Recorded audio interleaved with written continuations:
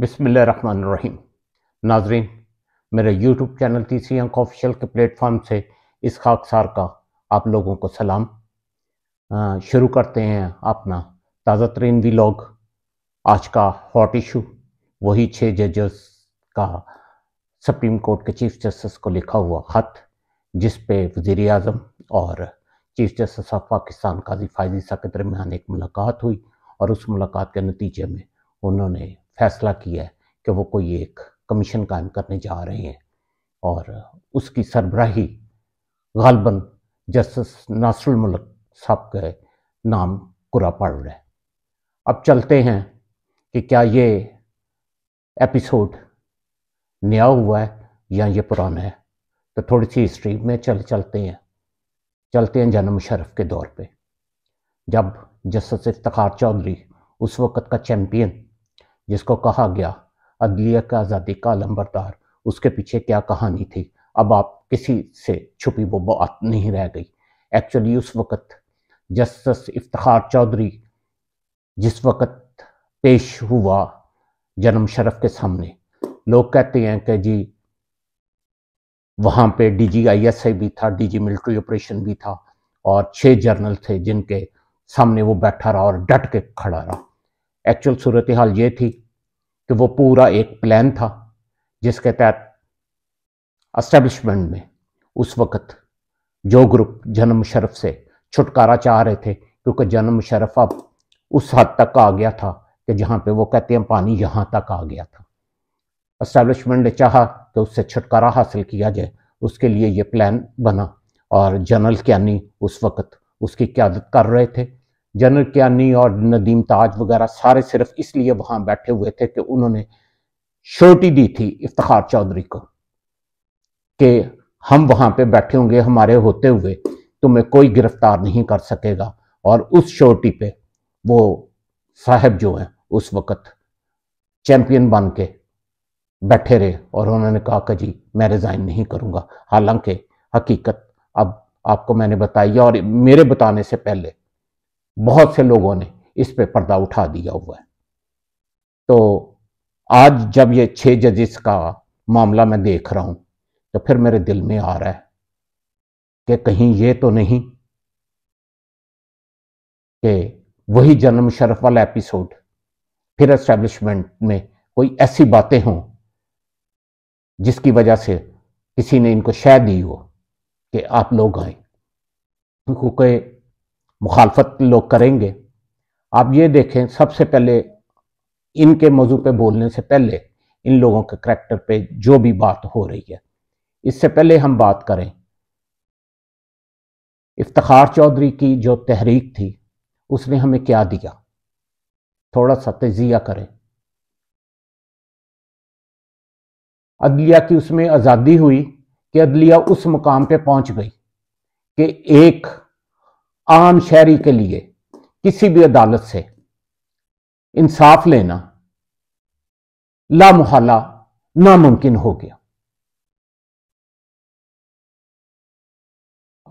मेरे इस व्लॉग के जो मेरे वकला दोस्त सुनेंगे वो आग बगोला हो जाएंगे। हमने उन लोगों को इतना पावरफुल कर दिया कि इससे पहले कि वो कोई एस्टेब्लिशमेंट को या किसी और को देते, वो खुलम खुला अदालतों में उन्होंने अपने ही जजेस को जिस तरह गालियां देनी शुरू कर दी। कोई एक केस नहीं है, सैकड़ों नहीं हजारों केस हैं जिसमें वकला हजरात, सिविल जज, हत्ता के एडिशनल डिस्ट्रिक्ट एंड सेशन जज, यहां तक आया आपने देखा कि काजी फायज़ ईसा साहब जिस दिन कोर्ट में बैठे हुए थे तो एक वकील ने उस दिन भी वहां पे, मैं तो उसे बदतमीजी के जुमरे में कहूंगा कि वो उस हद तक चले गए थे। तो उस तरीक ने हमें क्या दिया? उस तरीक ने वो एक आंख की शर्म जो थी वो हमसे छीन के ले गई। अदालतों का कोई वकार ना रहा। अब आते हैं इन जजेस की तरफ जिन्होंने ये किया है। ये आज की नई बात नहीं है। देखें, काजी फायज़ ईसा साहिब, मैं कहूँगा काजी फायज़ ईसा साहिब ने जब फैजाबाद धरना केस का फैसला दिया तो माइंड मी सेइंग कि ये मेरे तरीके इंसाफ वाले दोस्त जो आज इन 6 जजेस के खिलाफ के साथ खड़े हुए हैं और वो कह रहे हैं कि जी एस्टेब्लिशमेंट को ये कर दो वो कर दो, उस वक्त उनकी हुकूमत थी। काजी फायज ईसा ने जब उस धरना केस में फैसला दिया और फिर उसके खिलाफ कार्रवाई शुरू हुई, तो हम में से कितने लोग थे जिन्होंने उस फैसले को सराहा। खासकर मैं तरीके इंसाफ वाले दोस्तों से पूछता हूं, जब काजी फायज ईसा के खिलाफ प्रोसीडिंग्स शुरू हुई तो हम में से कितने दोस्त थे जो काजी फायज ईसा के लिए सिर्फ, बाकी उसकी बातें छोड़ दें, उन्होंने सिर्फ ये बात की हो कि एक उसने स्टैंड लिया एस्टेब्लिशमेंट के खिलाफ तो हमें उसके साथ खड़ा होना चाहिए। कोई ना खड़ा हुआ। उसकी जो फाइंडिंग्स थी, अगर उस पर अमल हो चुका होता तो शायद जिस एजेंसी का नाम ले रहे हैं, जिस पे इल्जाम आ रहे हैं, शायद आज से 5 साल पहले, चले और मुख्तसर अरसा कर लें, कम अज कम 3-4 साल पहले, तो उनको लगाम तो पड़ चुकी होती। अगर मन ऐन जो फैसले के अल्फाज से, जो फैसले की रूह थी, उसके मुताबिक अगर अमल कर लिया जाता तो आज ये नौबत ना आती। बात सिर्फ ये आती है कि ये डबल स्टैंडर्ड क्यों। आज जिन जजेस के लिए आप आवाज उठा रहे हैं, आपने शौकत अजीज सिद्दीकी के लिए क्यों नहीं आवाज उठाई? शौकत अजीज सिद्दीकी ने भी तो यही कहा था जो आज 6 जजेस ने कहा है।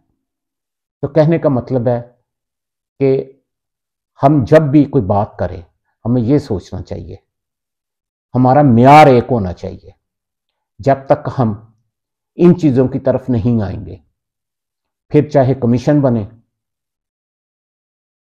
चाहे ये लहर चले, चाहे कोई तहरीक चले, वो तो एक कन्वेंशन की बात कर रहे हैं, क्या होगा?